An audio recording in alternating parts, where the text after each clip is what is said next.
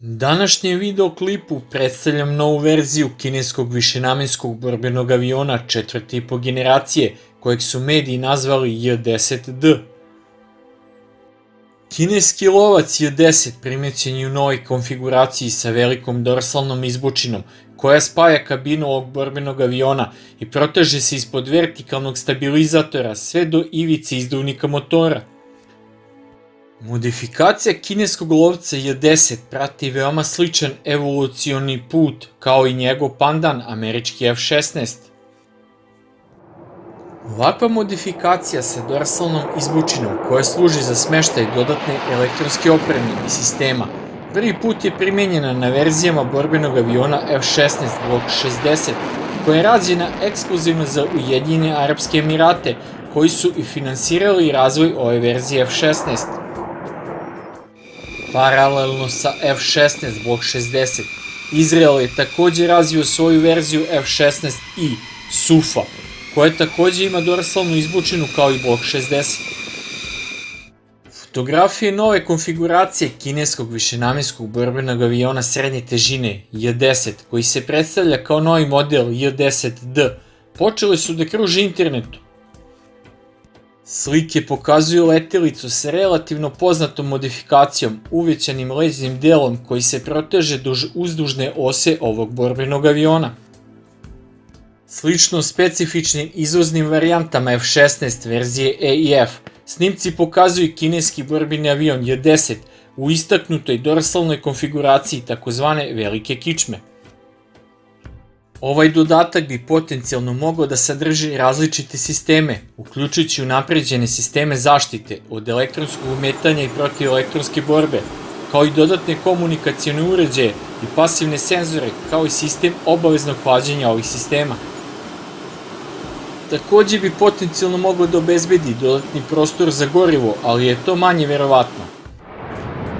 Dodatni prostor u borbenom avionu je posebno važan za sve tipove borbenog aviona sa dva sedišta, koji obično imaju smanjeni dodatni prostor i količinu goriva zbog kokpita za drugog člana posade. S obzirom da je relativno mala veličina takozvane leđne kičme, to znači da je malo verovatno da je ona prilagođena za nošenje dodatnog rezervoara za gorivo. Takođe se ne može isključiti mogućnost da bi takozvana kičma, kao dodatna mogućnost na izvoznim primjercima ovog borbenog aviona, ako se bude pokazala kao uspešna, mogla da se primeni i na budućim primjercima borbenog aviona J-10 napravljenim za kinesko ratno vazduhoplovstvo. Dodatna takozvana kičma takođe može biti deo paketa za nadogradnju koji se trenutno testira za modernizaciju starijih varijanti J-10A i eventualno J-10B, kako bi se delimično premostio veoma značajan jaz u performansama u odnosu na novu varijantu J-10C, koju sam ja predstavio u video radu poređenja sa novim Rafalom F4, a koji možete da pogledate klikom na link u gornjem desnom uglu ekrana.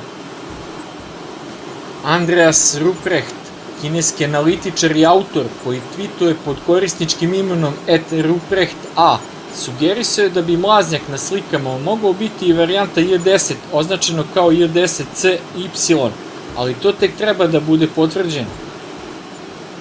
Zbog vizualnih sličnosti nove varijante borbenog aviona J-10 sa varijantom ovog aviona J-10B, avion na slici mogao bi čak biti letelica za testiranje, napravljena da služi kao demonstrator za varijantu kineskog borbenog aviona J-10D, dok njen proizvođač Chengdu Aircraft Industry Group testira nove mogućnosti i usavršava avioniku neophodnu za izvođenje unapred planiranih misija u varijanti J-10D.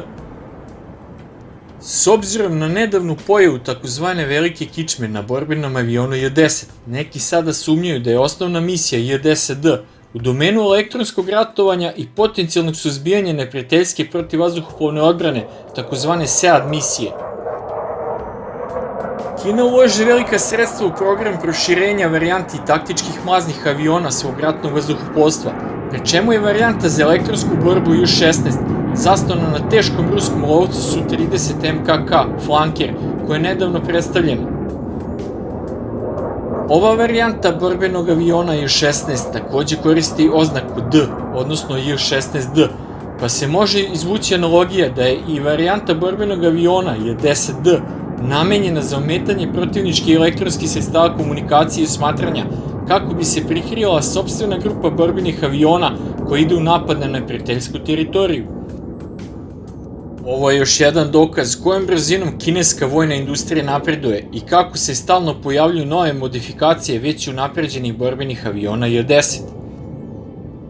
Lično sam mišljenja da ako se ne izabere francuski višenamenski borbeni avion Rafale za srpsko ratno vazduhoplovstvo, da svakako treba uzeti u razmatranje nabavku kineskog višenamenskog borbenog aviona J-10, jer je Kina pouzdan snabdevač i stalno širi ponudu kako svojih borbenih sistema, tako i naoružanja i opreme za njihovu efikasniju upotrebu.